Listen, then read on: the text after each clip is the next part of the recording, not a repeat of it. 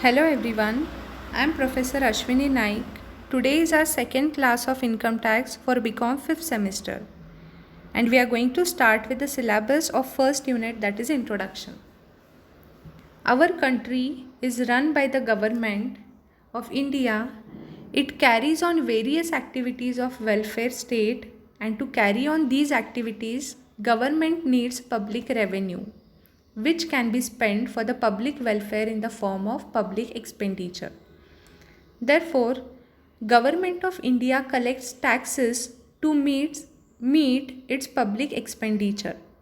That means to carry on welfare activities, government requires huge amount of finance. Tax is one of the source of finance or revenue to the government. From one hand, government collects the taxes, and from another hand, it spends the same amount that is collected in the form of taxes or other sources for well-being of the nation. Therefore, the tax is classified into two categories. One is direct tax and second is indirect tax.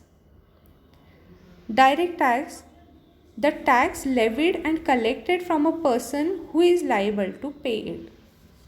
Example of direct tax are income tax and wealth tax. Let me give you an example.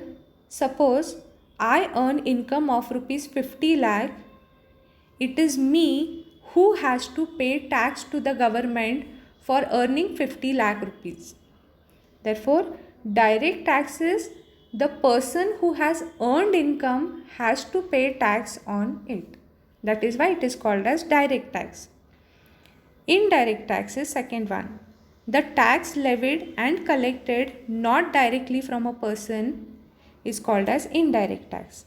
GST can be the best example for indirect tax. Let me explain you this with example. Suppose you go to hotel with your family to have dinner. The bill amounts to say 1000 rupees and the GST levied on that bill is 100 rupees. That is 10% on your bill. Let us take this example. Now, you are paying in total 1100 rupees, which includes bill amount of 1000 plus 100 rupees as your GST. The GST, that is goods and services taxes that you are paying, you are not paying it directly to the government, but you are paying it to the hotelier. That is the reason it is called as indirect tax. Here, you are paying GST through some intermediary. It is you who is paying the GST of rupees 100.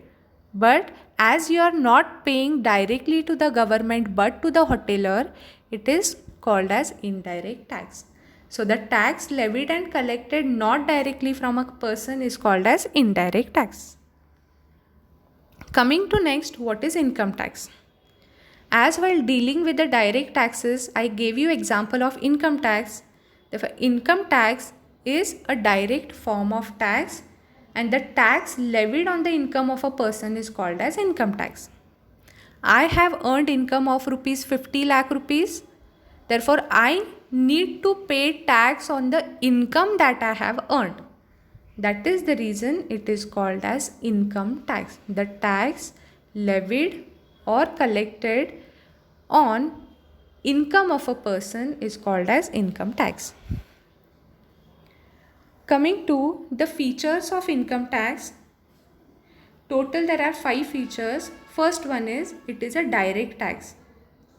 That means when you earn income, you pay this tax directly to the government. That is the reason it is called as direct tax. So first feature is it is direct tax. Second, it is an annual tax. Income tax is paid or is collected by the government every year on the income that is earned in the previous year. So it is an annual tax. The basis of charge is income. Income tax is levied on what? On income earned by the assessee or a person. Therefore, the basis of charge for income tax is income. It is levied on taxable income of a person relating to previous year. Always the tax is levied on the income which is earned in the previous year. Now the assessment year is 2021. The income that is earned in the year 2019-20, that is previous year, the income that is earned in the previous year is taxable in the assessment year. Next, it is levied by the central government. Income tax is levied by central government, wherein in case of GST, it is by both state government as well as central government. But in case of income tax, it is levied by or collected or charged only by the central government. So the 5 features are: it is a direct tax, it is an annual tax, the basis of charge is income, it is levied on taxable income of a person relating to the previous year, and it is levied by the central government. Next is liability to pay income tax. That means who is liable to pay income tax? Every person whose taxable income for the previous year exceeds the minimum taxable limit of income is liable to pay income tax. That means if my income exceeds the exempted limit, in that case I am liable to pay income tax. Coming to next part, we are going to see some important terms that are often used in the subject income tax. One is person, assessee, deemed assessee, assessee in default, assessment year, previous year. There are many more other terms also, but today's class we are going to deal these 6 terms. First one is person. Who is person? The definition of person includes an individual, a Hindu undivided family, a company, a firm, that is partnership firm or limited liability partnership, association of persons, local authority, or every artificial judicial person who is not included in the other categories can be called as person. Coming to next, who is assessee? Assessee means a person by whom income tax or any other sum of money is payable under Income Tax Act. That means assessee means any person who is liable to pay tax or who is liable to pay penalty or interest to the government under Income Tax Act. The person is called as assessee. The one who is liable to pay tax, interest or penalty is known as assessee. Coming to next, who is deemed assessee? A person who is liable to pay tax on behalf of another person. That means, example for deemed assessee is a guardian of a minor or an agent of non-resident assessee. Let me give you one example. My son is 4 years old and I have deposited some amount in the bank. And in the previous year, he has received 10 lakh rupees of interest on that deposits. I deposited it 2-3 years back. The amount was huge. And last year, he has received 10 lakh rupees on that amount in the form of interest. Now, the income of rupees 10 lakh that he has earned in the form of interest, he cannot pay tax on that income because he is a minor child. Being a parent, it is me who is liable to pay income tax to the government on behalf of my son. Why he cannot pay the tax to the government? As he is minor. So, as a parent of a child, it is me, deemed assessee, who has to pay tax to the government on behalf of son. Therefore, in this case, the deemed assessee is the parent of a child. Coming to next, assessee in default.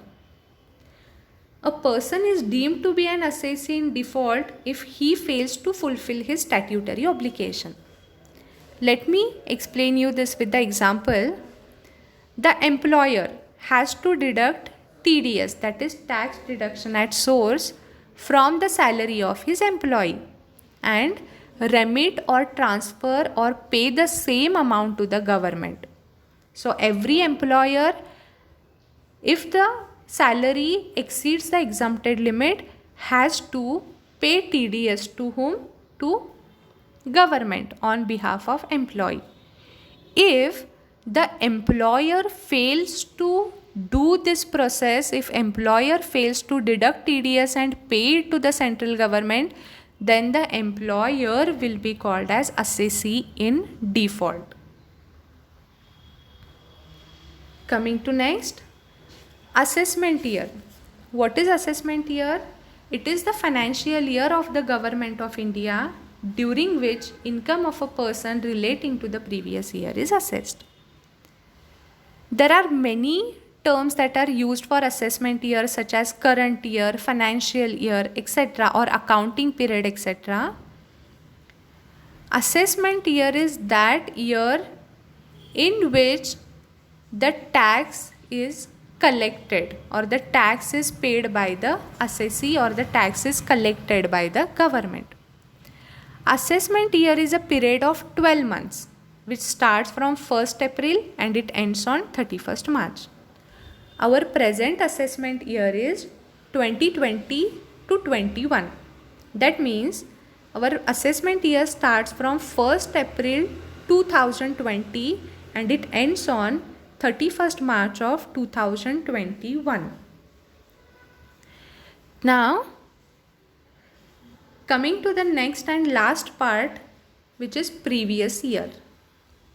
Now, what is previous year? The year in which the income is earned is known as previous year. Our assessment year is what? 1st April 2020 to 31st March 2021.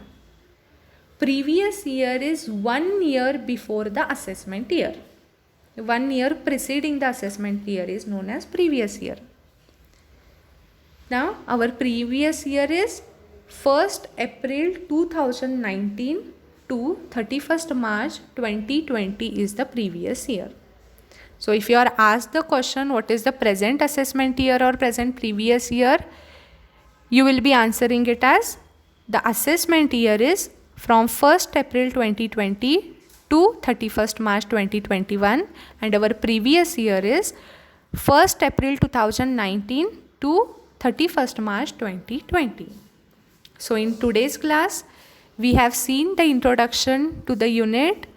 We have seen what is tax, what are the different categories of tax, what is income tax, features of income tax, who is liable to pay income tax, and we have also seen some important definitions such as what is person, who is assessee, who is deemed assessee, who is assessee in default, assessment year, previous year, etc. There are some more important definitions related to the subject which we are going to study in the next class. So for today's class, we have covered the basic concepts, and in the next class we will be covering certain more important terms or definitions relating to income tax. Thank you.